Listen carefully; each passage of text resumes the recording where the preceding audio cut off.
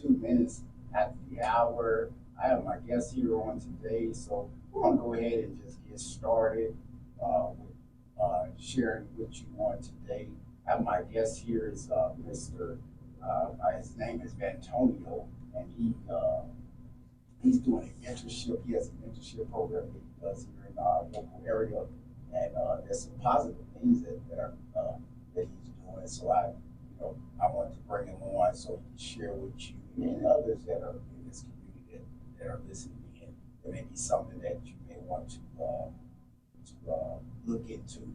He deals with teens, so this is something that's very critical part in life where teenager make the impact right there, because I think that mind still yet can be molded. There's things that can still yet be embedded in them that will help them in the future. If we think about the proper train of a child, I think as a teen, they still have that. They still get it at a stage in life so that they can groomed. That might be the word right there. That it can be groomed. And then Mr. Vantonio, he can also help us with that. So go ahead, Mr. Vantonio, just briefly introduce yourself, give us a little bit about yourself and what you do here in the community. All right. Thank you for having me, Brother Young, the KRGN family. Thanks for having me on. Again, my name is Vantonio Fraley. On social media, I go by BeGreat OnPurpose.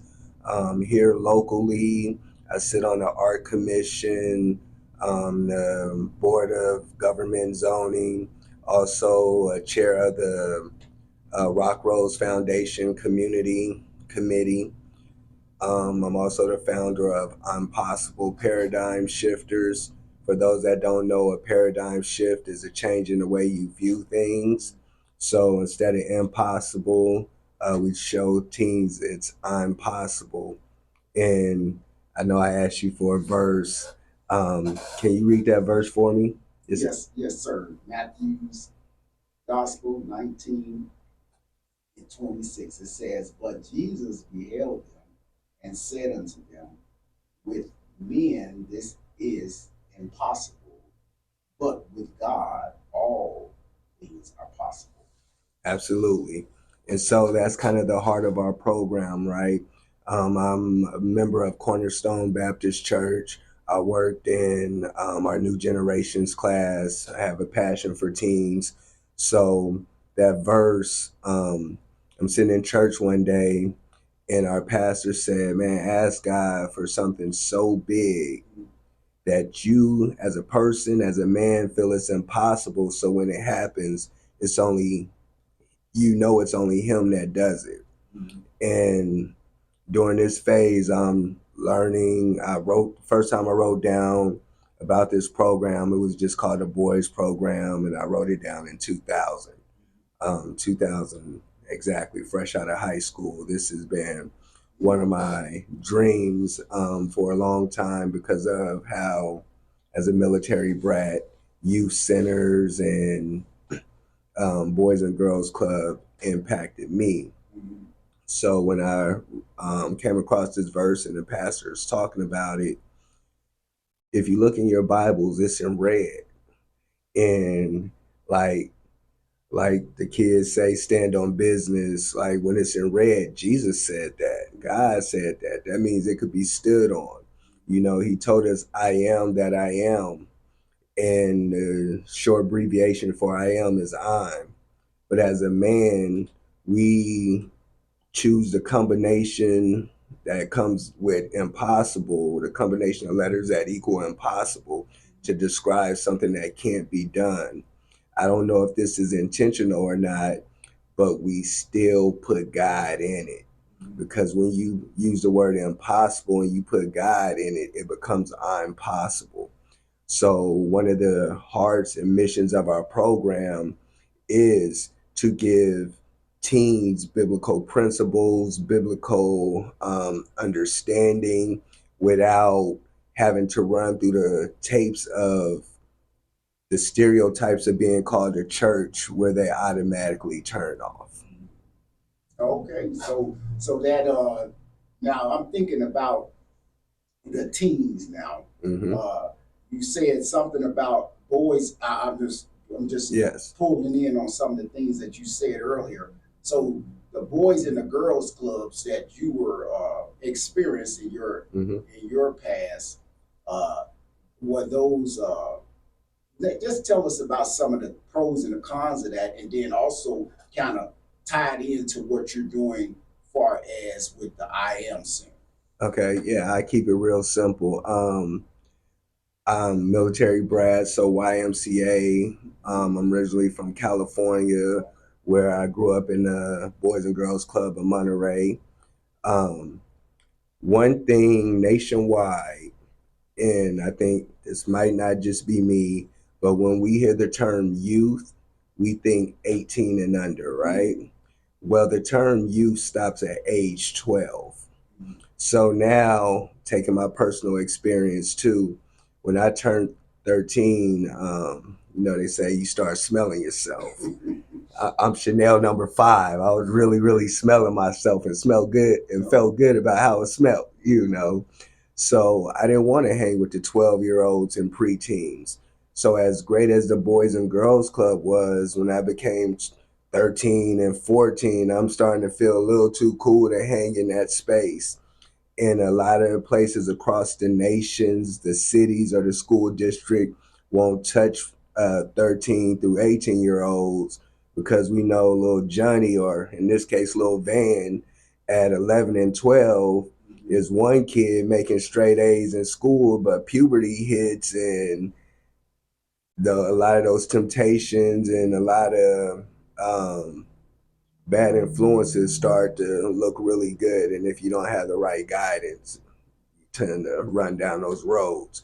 So here, growing up in Killeen, by the time we were 14, we were sneaking into the clubs here, the city lights here. And I came back in 2010 from college and running track. I ran for Nike for 4 years, came back wanting to be a teacher, ended up having my license suspended from being in high school, hiding tickets from my mom so I don't get my car taken, and having to be accountable for that. Having to be accountable for that allowed my degree to be canceled out by not having a driver's license. So missing jobs, not being able to get hired became a thing, but I still had a passion as a teacher. So using this to create my own program to teach, not give up on myself, and just use it as a way to trust God. Okay, so that's kind of like went into the area of that question that I was going to ask about what inspired you to pursue this mentorship program. So that right there, we've kind of covered that. But since we're right there, we can kind of like maybe pull a few more layers off of that. But you were saying something about some of the things that that you have experienced, right? Those things you can. When you were talking, I'm thinking about bridging the gap. That's Absolutely. What came to my mind. Absolutely. Bridging the gap. So, in order for us to bridge the gap between, my age group, your age group, the age group behind you, right? We have to be able to be. We have to be relatable. I say this word. I use the word relatable, right? Because the people have to know. The young, I was talking to this young man one day, right? We're dialoguing, okay? So let me share here a little bit. And so I was talking to a young man one day, and I had, I'm trying to, give him some word, and I'm preaching and all. I'm like trying to give him some word, and so he broke me down. He didn't break me down, but he really pierced my heart with 2 words. Okay. The 2 words were role model. He said that's what we're lacking. Men are lacking that today. Absolutely. Role models. And I think about Jesus Christ. He was the perfect role model. But me and you, as young men, we say young men, we're young men. We can bridge the gap between my generation, your generation, and you have the generation behind you, right? Mm-hmm. And that we're relatable because the things that they're going through, some of the things we've already been through. Mm-hmm. So sometimes you can help them by being as we often say this word, transparent, right? Mm-hmm. And so that they can see that, look, I had the same struggles. Mm-hmm. You know? Absolutely.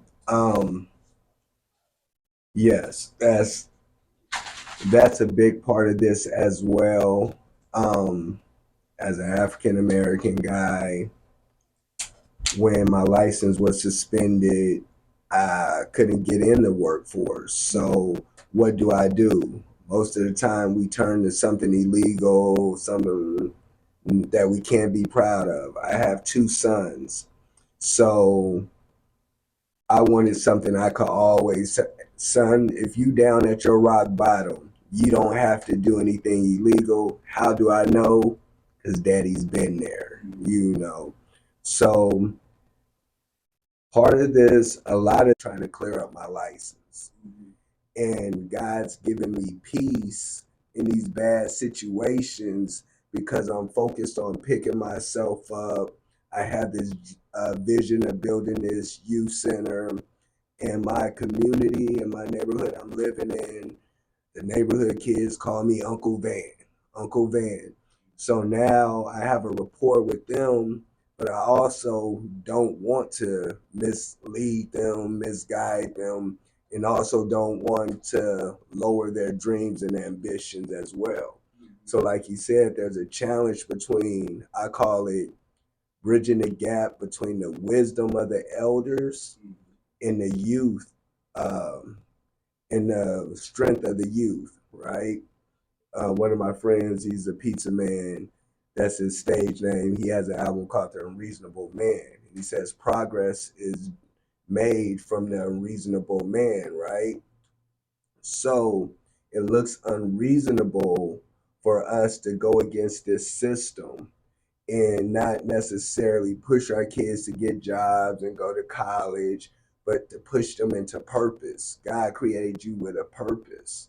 So taking this Bible and using purpose to navigate yourself through, using purpose to I don't maybe I shouldn't say purpose, using alignment, right?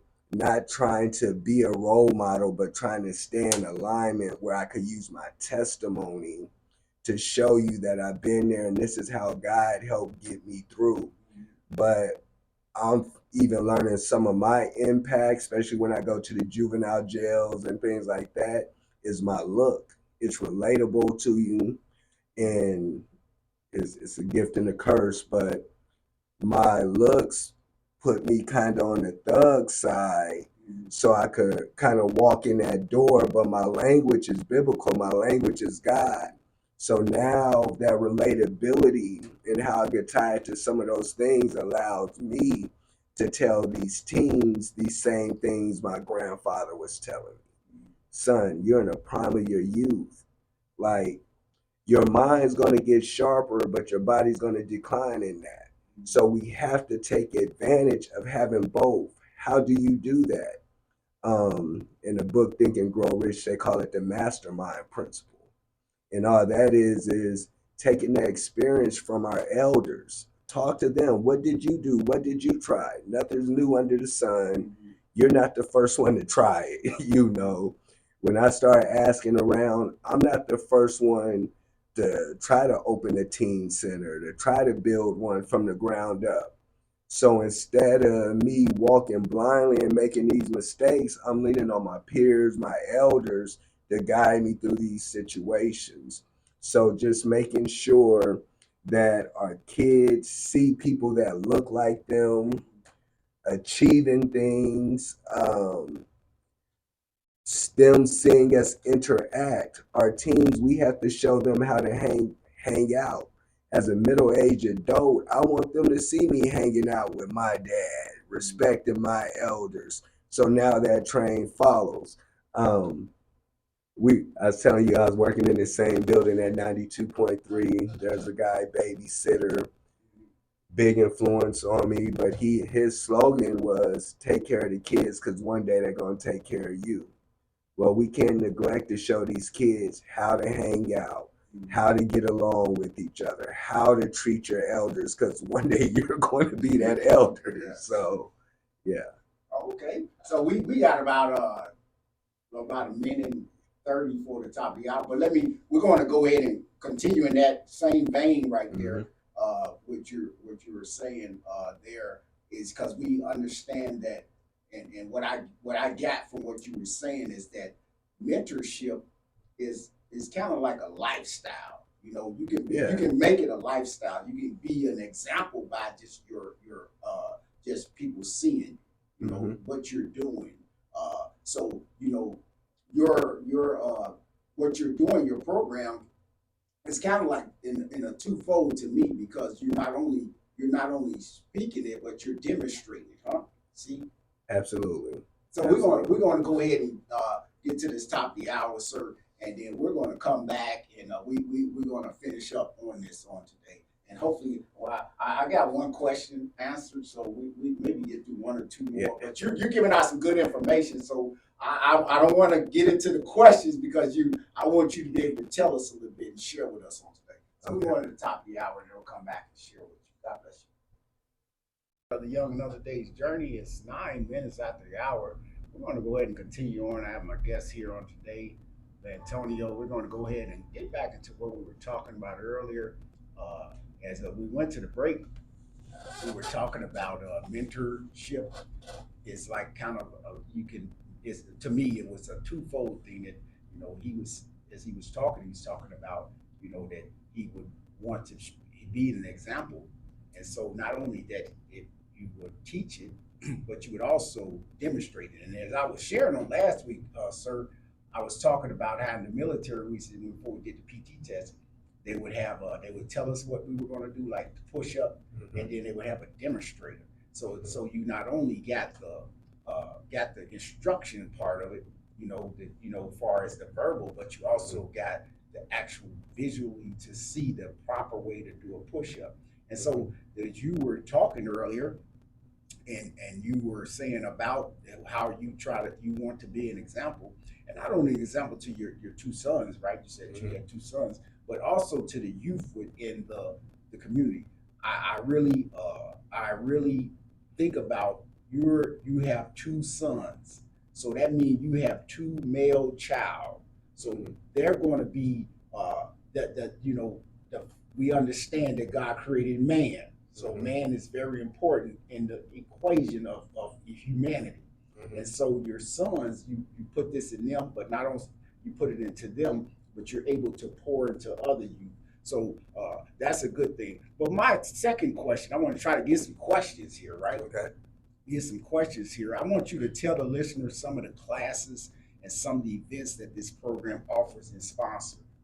Okay. So previously we partnered with UPC here locally, Urban Power Connections, and they came and taught our kids how to use power tools, construction. They taught them how to build dog houses. I partnered with another young lady. She was interested in cosmetology, so she came and taught the teens how to braid hair, help them explore their interest in cosmetology. To bounce on your question, my personal curriculum is over goal setting and overcoming adversity. However, I learned, finding consistency. Consistency is what, through my journey, I learned I need to be able to impact these teens the way I envision. And not having a building, it breeds inconsistency. Renting different places breeds inconsistency. So the location I had, it didn't allow us to do everything we need to be as impactful as we could. So right now, currently, I'm working on a project. It's a $10 million project to build a facility with the gym attached to it. Also, going in, we had some experiences with renting places and for a 6-week course, renting places and being able to teach and use all the resources we need to impact. So now I'm flirting on even finding a smaller place just to use as a teen center from 4:30 to 10:30 because 11 o'clock is curfew. And it's not just about having a place to teach them, but having a place they know is theirs. So no matter what's going on, they know they could come here and somebody's going to be here to for them to vent to, for them to pour into them. But it's just a safe place they know just for them. So now with building this building, we're working with different partnerships with local community groups to because once the building's here, it's to bring in everybody. It's not just my building. I want these kids to get a lot of help. Um, there are so many great programs in our Central Texas area that it would do me an injustice. It would do our kids an injustice to have a facility and not offer these other great programs. But me taking on the journey of building a facility, I feel is going to be great for everybody. Once that facility is here, everybody has that place to give the consistency. Okay. So we kind of like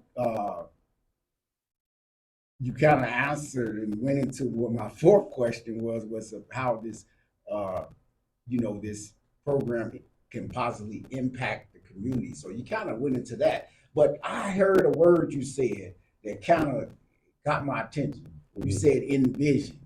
And so as I was on your site, you have mission, vision, and core values. And so the key thing that I think about, and I'm going to say this, sir, because this is very important, is that, and I wrote this down, and it says birth and fulfillment of a vision, right? Birth and fulfillment of a vision. And the birth and the fulfillment of the vision, this is what I wrote down. A planned purpose for a person to fulfill, okay? A planned purpose for a person to fulfill. That's some P's there. And then I thought about, right? The vision. A vision is something that has to be it's conceived, right? It's conceived. So it's something that you have a vision, right? So you have a vision. That means that you're birthing. You're going to birth something now. You're going to birth something. But what happens with birthing, right? First thing before birthing is travail, right? Travail. So that means that that during that time period, there's maybe some trials and some tribulations, right? So the trials and the tribulations to me is the things that the body. I haven't had a child, but I'm just looking at the medical words and the medical, and I've seen people when they were pregnant. But I think about the various ways the body changes, right? So you were talking about some of the things that you're facing, far as the inconsistent, right? But that can't affect your vision, huh? That can't. No. Though it may be I believe those are challenges, right? Yes, I'm just sharing this. Those are challenges that will kind of try to hinder, the vision, right? But the birthed it, right? The birthed it,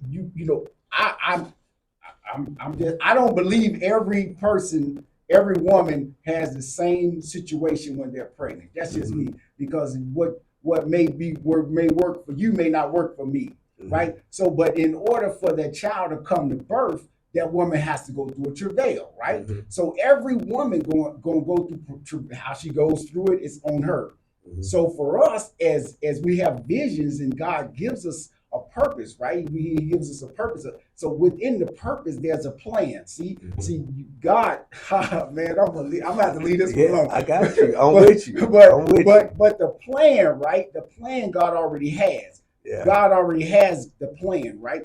But He purposed a person to fulfill the plan that He has. Yeah. So I believe that for you, God has given you this particular plan in this particular season, right? Mm-hmm. Right. So in order for you to bring it to pass, there's going to be some travail, there's going to be some trials, there's going to be some tribulations. But in the midst of that, right, you should be growing. There should be something that you're experiencing that helps you in this process. That way, that may be a program that you could do within what you're doing. See, that could be another class. Let me leave that one. So yes, everything you're saying, man, there's so much I can speak on that with. I'm gonna start by saying this because I'm not gonna go too deep into this side. But I could also be Moses, right? Mhm. That have a vision but won't see that promised land. So it might just be for me to walk this journey for a certain part and someone else to pick up. In track and field, we call it a relay. For someone else to take the baton. And to get more on it, I want to dive into that, but I want to take the women out. I understand the birth analogy and I love it to death, but I want to go back biblically, right? And when you said purpose, let's talk about purpose and everything that purpose has to do. Well, John the Baptist, he baptized Jesus. We just gonna start there. Soon as he baptized Jesus, that sky broke open. God said, "This is my son, whom I'm proud." Mm-hmm. Well, to me, that was symbolic of, in my life, I'm using my old life. Mm-hmm. I had an Old Testament, but when I walked into my purpose, that became symbolic of that same when John baptized Jesus. Mm-hmm. Then the next thing that happened, he went into a wilderness, right? So when I decided I wanted to build this teen center, I went into a wilderness, not knowing how to do it, not knowing where to find the information, not knowing what's good information, not knowing what's bad information. The temptation came, just like the devil pops up. Mm-hmm. Hey, when you doing God work now, the devil got to get on his job. Mm-hmm. To me, when I talk about my Old Testament and my New Testament, you do not know temptation until you start trying to do God's work. Mm-hmm. If you're not trying to do God's work, you don't know temptation. I'm going to just leave it there. Mm-hmm. I also like to tell kids, people, we have to grow into people. That's, to me, what this wilderness is about. A lot of people say, I want to run $1 million company. Yeah, but are you $1 million minded CEO? Do you know how to run a corporate meeting? Do you know the corporate language? There are certain things you have to grow into before they give them to you. So these birth pains, as you equivalent to, these trials, these challenges, I see them as ways to grow into the person I need to be to manage this youth center. Mm-hmm. I started out with a program, again, goal setting, overcoming adversity. I got a facility and learned that there's so much to running a facility that you might not even get to run your program. Mm-hmm. So now let's look at how do we teach somebody to run your program, but then how do you manage a building with a gym that you never worked in, that you never seen, that has issues that you don't see, right? Mm-hmm. So you continue, to me, you continuously grow. Yes. Continuously grow. When we talk about the role model thing, and I'm gonna cut this short so we get to go the ahead, next question. Sir, because you're getting into my fifth question. Keep going. But when we talk about the role model thing, I know I even said my sons, yeah, they're a focus, but they're not the focus at all. It's walking in alignment right now. Mm-hmm. If I could walk in alignment, I feel like everything else is going to fall in place. If I could walk in alignment, my testimony is going to open up those other doors I need open. If I walk in faith, walk in victory, mm-hmm. when things are looking down, I'm going to keep going. So just for me, that alignment, that relationship with God is giving me peace through tough times. It's giving me purpose, giving me ways to move. It's giving me hope. It's giving me faith because I can see the progress. Progress equals happiness. I can see the progress. Yes, on the flip side, it's hurting because I'm seeing so many teens that I want to save, but also know you can't save everybody.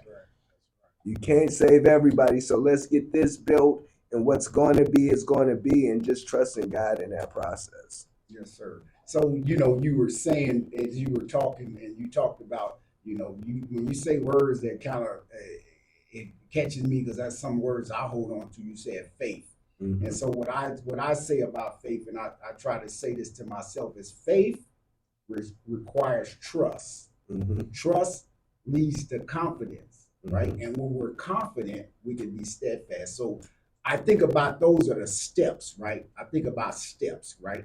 Faith, then I get to trust. Mm-hmm. Then trust gets me to confidence. Mm-hmm. And then confidence keeps me moving, right? It keeps me moving. So that's how I look at it. And so as you were saying about, and this is the thing, and you talked about the fifth question I had here about some of the challenges you face and endeavors, and you talked about those. I wrote down strength you need strength to endure. You talked about it already. You said how you get hope and all of these and things like that. And so as we go through things, even in life, right? In life, we're going to face challenges, right? We're going to face challenges. Mm-hmm. And as you were saying, I think about pressing. I think about pressing, right? And when I think about pressing, I think about resistance. I think about there's something I got to press through, and there's something I got to get through. And so, and we often say, and I've heard it many times, is that what if God can take me to it, He can take me through it. All right. And so that means that the God has the plan, right? He has the plan. Now, the purpose is placed in each one of us, right? And so that means that it's something that needs to be done, right? And so now it's up to me now to have enough fortitude within me to make my way through it. And so what happens on the other side of it, sir, on the other side of victory, I've seen in my lifetime, is that it was for someone else. And you were talking about Moses, maybe, but I believe that most of the legwork was done by Moses, right? It's the same way with David. David wanted to build a temple, but he couldn't. But he made all the provisions for Solomon. Solomon did not, but just get it to work, to get the people to do it. And so I think about that. That's very important. So that's something that even in the midst of what you're doing, that's encouragement, right? That I believe that you see your part through. That's the word I really want to say. We have to see our part through, right? Because we don't want to, hey, when you talking about relay running, right? I don't want the person waiting on me. I want to be able to bring it close enough to them, right? Because a relay run, I watched some of that where they had a hand out and they running, right? And they looking for that thing to get in the hand real quick because I want to get it to you in a timely manner. Yes. So I'm going to ask you to go to Joshua 1:7-9. And again, I'm going to speak on that. Going back to what you're saying, right? Just staying in alignment gives you confidence, gives you faith, gives you hope. And right now, I'm trying to keep my life as simple as possible by staying in alignment. You found it? Yes, sir. All right, read that. You said Joshua 1, first chapter, 7 in the 9th verse, right? 7-9. Okay, yeah. So it says this. It's the King James Version. It says, "Only be thou strong and very courageous, that thou mightest observe to do according to all the law, which Moses my servant commanded thee. Turn not from it to do to the right hand or to the left, that thou mayest prosper whithersoever thou goest. This book of the law shall not depart out of thy mouth, but thou shalt meditate therein day and night, that thou mayest observe to do according to all that is written therein. For then thou shalt make thine ways prosperous, and then thou shalt have good success. Have not I commanded thee? Be strong and of good courage. Be not afraid, neither be thou dismayed. For the Lord thy God is with thee whithersoever thou goest. Okay. So to me, that's my verse right there. That's my verse. That verse says everything, right? So we know God gave us vision. When I'm talking about staying in alignment, I know God gave me a vision. But let's talk about courage. Do you have the courage to answer that vision? You sleeping, having this same dream over and over. God speaking to you all kind of ways. You're praying and all this, asking for answers. He's throwing it right in your face. But do you have the courage to pick up the call? So let's talk about what courage is, right? Courage stems from fear. So fear, a lot of people, I grew up in one of them neighborhoods, we played some crazy games, like let the dog out the gate and we all gonna run from the dog. You know, sometimes the dog was nice, whatever. In this game, I noticed there's two type of people. There's people that's gonna run and people that's gonna be so afraid they freeze up and can't move. See, when you freeze up and can't move, sometimes it's closing your eyes and just running. Sometimes it's just closing your eyes and moving. Any action taken in fear is courage. It's courage, right? He told us to be strong and courageous. He told us meditate on this word day and night. God is so good. He said, look, in the New Testament, I ain't going to give you 10 laws. I'm going to make it simple. I'm going to give you 2. Keep my name holy and love thy neighbor like thyself. Now, your vision is going to glorify him, and it's also going to serve your neighbors, because we're all servants in this, right? So now if I stay in alignment with my vision and be courageous in it, there goes my hope. There goes my faith, right? But then what he tell us about faith? You just need to have the faith of a mustard seed. You know how big a mustard seed is? It's very small. But what's that movement like? What's the movement of a mustard seed? When you have that vision in your mind, what is the mustard seed that gets you to move? Is it mentally just saying, God, I hear you. God, I could do this. God, I'm trusting you to do this. Or if correct me if I'm wrong, was it Moses with the stuttering problem? Yes. And when God came to him, he said, God, I can't. God, I didn't ask you that. I gave you a vision. I didn't ask you if you had the tools to do it. I just gave you a vision. I need you to be courageous and move in it. Yes. I'm going to put somebody there to talk for you. Have the faith of a mustard seed and just say, God, I got it. And I think another big thing is when we talk about that wilderness, right, bro? When we talk about that wilderness, like us not knowing is figuring it out. I don't know if that makes sense. We get caught up with, I don't know where to go. I don't know what to do. I don't know what's happening right now. That's part of figuring it out. God was giving them to the promised land, but he gave them to the wilderness first. There's some things we got to figure out before he gave us the victory and said, this is where you're going to go. But there's things we have to figure out, you know. Okay. So. Well, we're going to go ahead and take a break, sir, and then we'll come back after this selection and we'll close it out. Just, you know, we're going to, hopefully we can close it out. So yeah, hopefully. So we're going to go ahead and take a.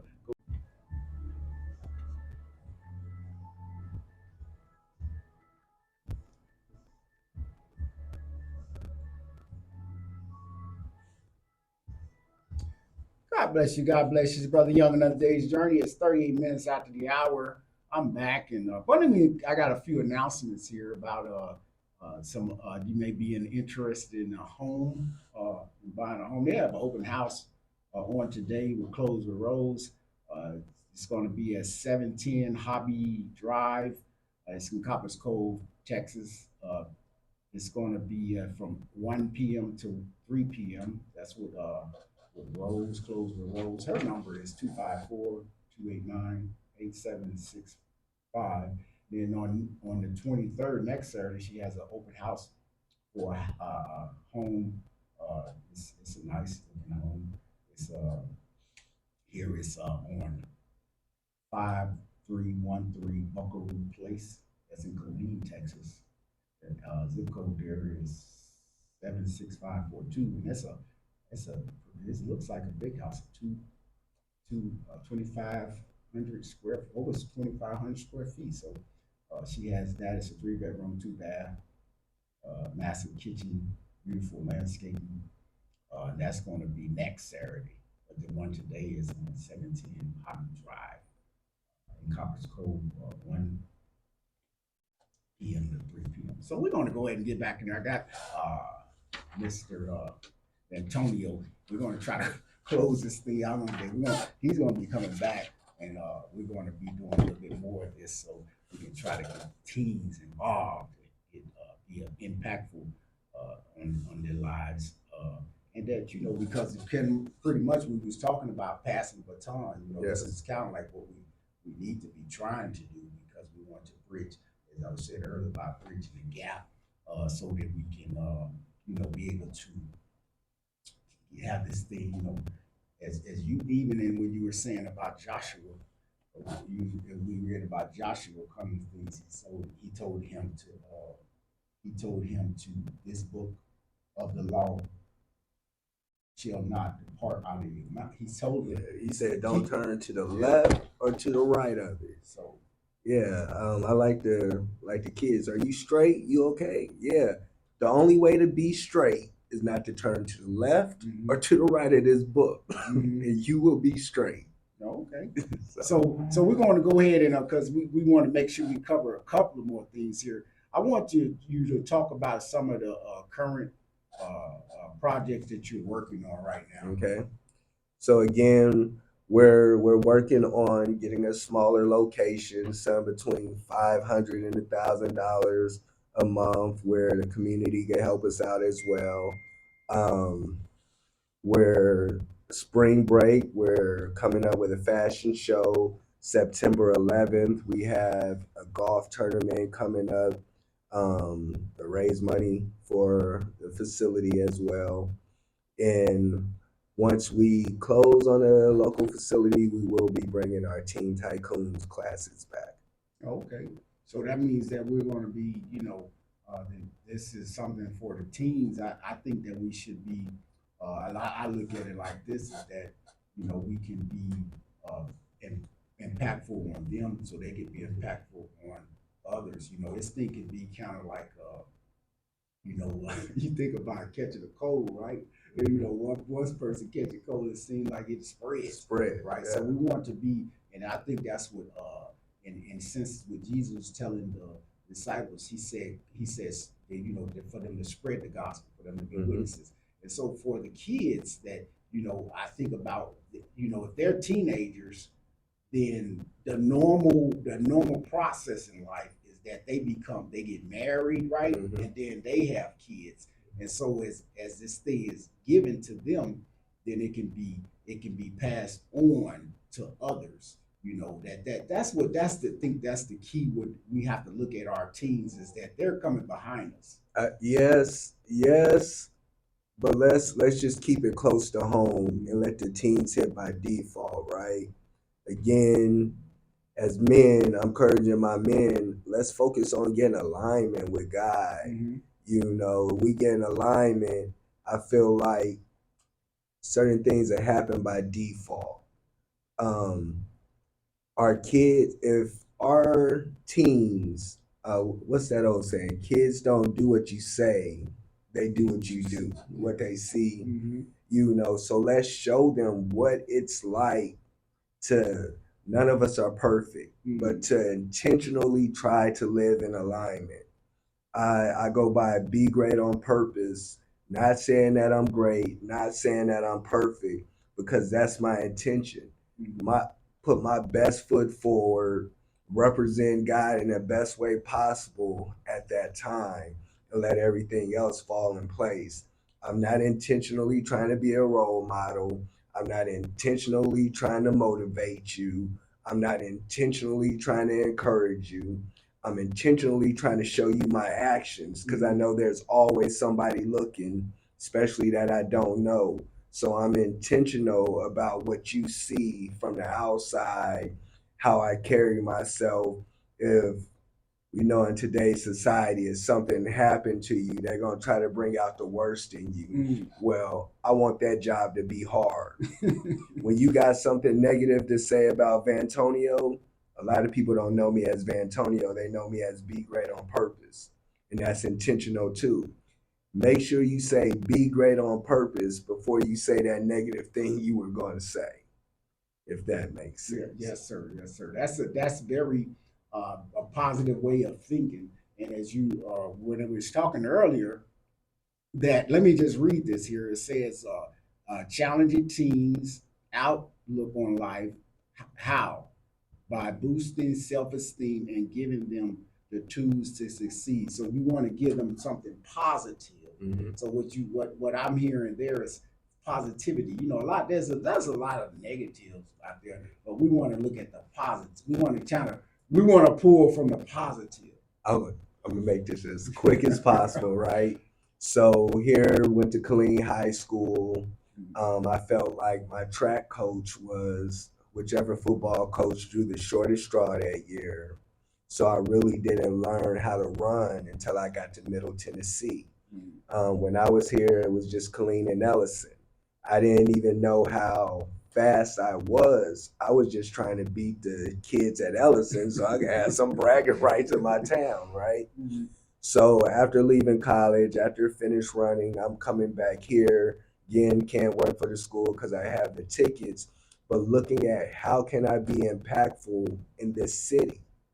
So I'm sure it's a bunch of gyms in every city, but here in Killeen, I have my friends like Ced Brooks that plays semi-pro basketball.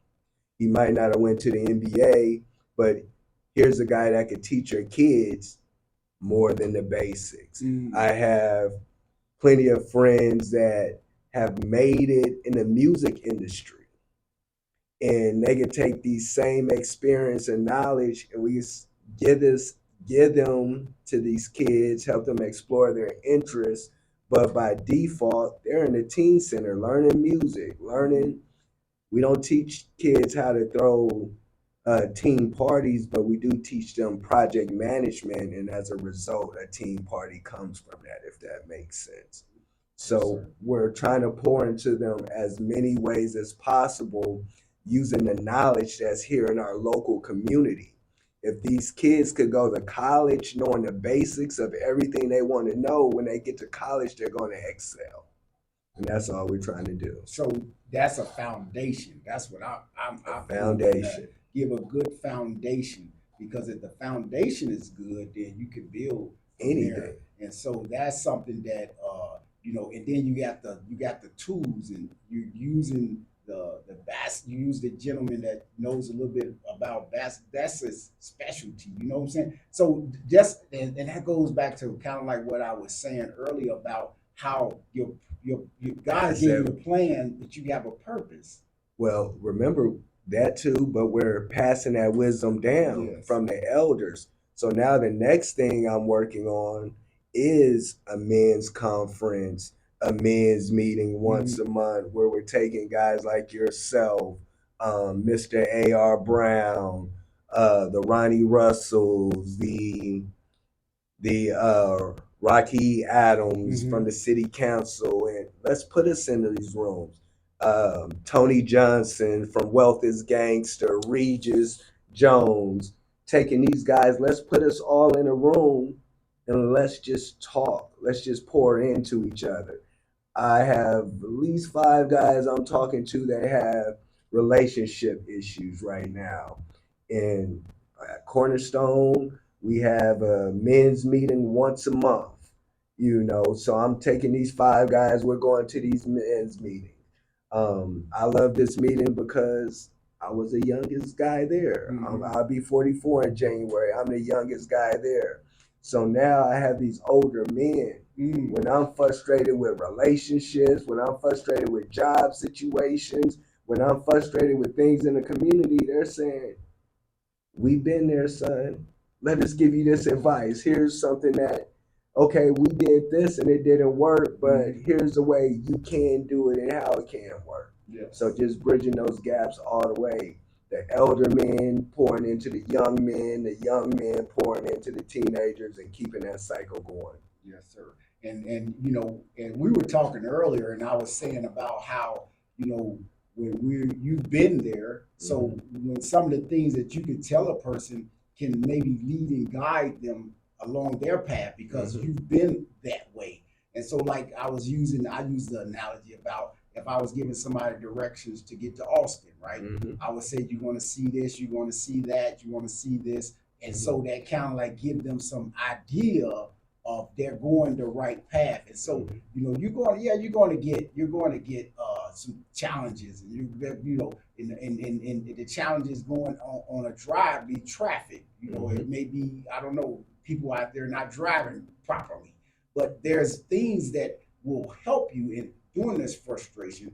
And as we're giving this stuff to others, right? Because it goes back to the baton again. And so you want to pass along good information. That's it.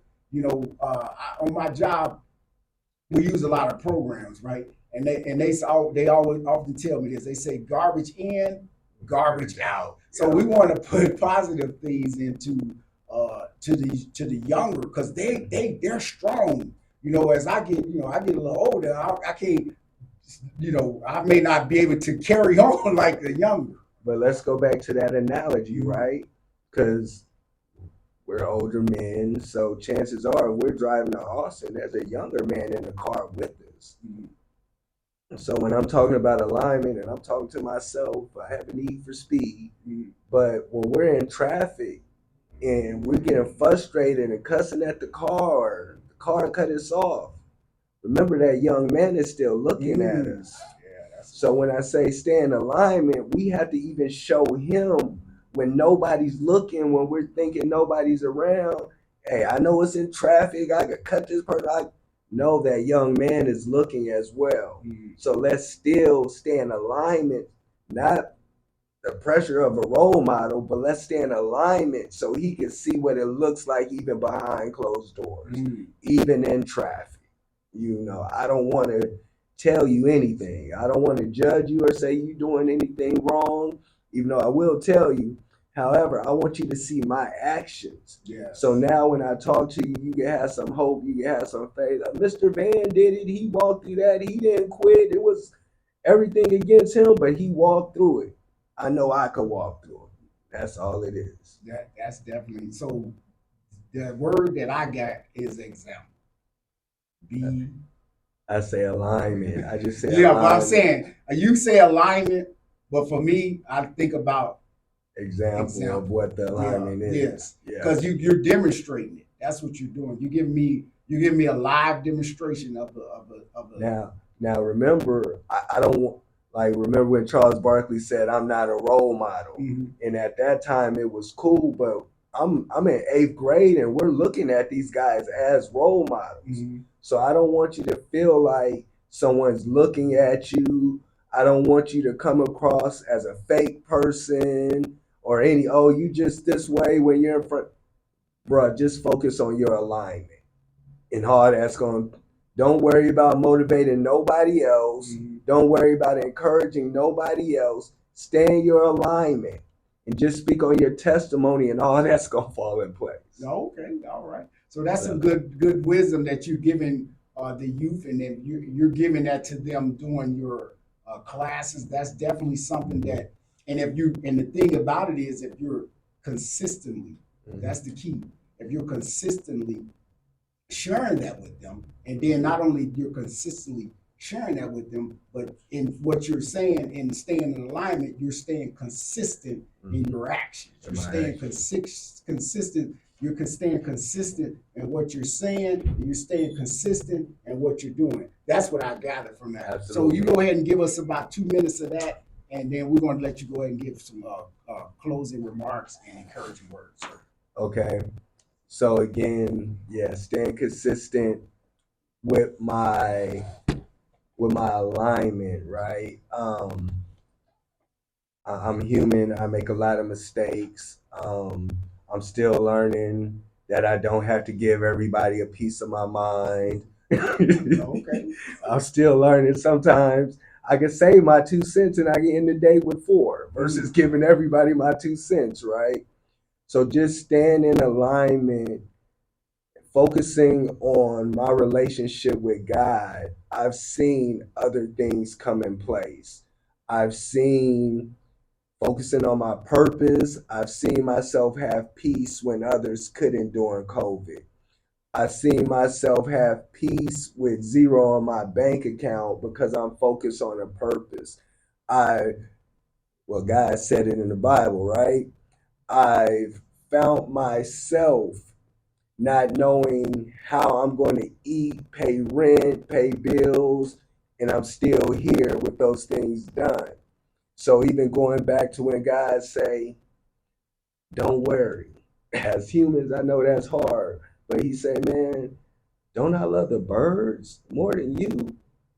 Are the birds worried about eating? So why are you worried about eating? And what that told me is the birds, they don't worry about nothing but what their purpose is that God gave us. I'm not even sure if they can think outside of that. That might be the gift he gave us as man. But if we could focus on our purpose, we won't have to worry about the food. We could watch God fulfill our needs. We could watch God provide for us versus stressing over, I got to do this. I got to do that. I got to boom. No, let's trust in God. Let's be a you. Let God use you. What the song say? Order my steps in your words. Wake up in the morning, ask God, thank him for life, but ask him to order your steps in your words and watch where you plant your feet. Okay. So we got about 3 minutes, sir. So you got closing. You got the closing. You got the closing remarks and encouraging word. You're closing this out. Yes, sir. We got the other questions. Yeah. Well, we didn't, but you're coming back, so Okay. we're going. We just didn't get one or two of them, but we covered a lot. So I want you to go ahead and give us some closing remarks. You got like 3 minutes, and then you're closing it out, sir. So encouraging Okay. words. So in the closeout, I would just like to say we would love your support over at ImPossible. You can find us at ipsctx.org. If you could help us find a place, if you want to help us contribute to that, you can email us at admin@ipsctx.org. Or my name is Vantonio BeGreat OnPurpose Fraley on social media. You can inbox me. Now, my closing remarks, I would love your help for my program. However, I want to encourage you to work on your alignment with God, work on the 2 commandments he left us with. Like the first one, keep his name holy. If you don't know what it means to keep his name holy, think about when the last relationship you were in, right? You don't want, for me, I'm a guy, I don't want my girl to have no other guy's name near mine. Barely want her daddy's near mine. So remember, God is a jealous God. Don't put nobody's name near his, not even your daddy's, right? Then the next one is, he said, treat thy neighbor as thyself. I'm going to say, be a servant. Walk in your servitude, walk in your faith. If you have a way to help your neighbor, help your neighbor. Don't just help me, help your neighbor, right? If it's something little, if it's something big, don't be afraid to help your neighbor. Don't be afraid to build your relationship with God. When you need some motivation, turn over to Joshua 1. We did 7, but over here it got 6, and I like 6 too. Go to Joshua 1, 6 through 9. And remember, meditate on this word. Don't turn to the left or to the right. And wherever you go, you will be prosperous. The Lord is with you. And be courageous. I didn't say that. The Lord say that. Continue to be great on purpose. Peace. All right, this is Brother Young, and we have Brother Vantonio here on today. He's coming back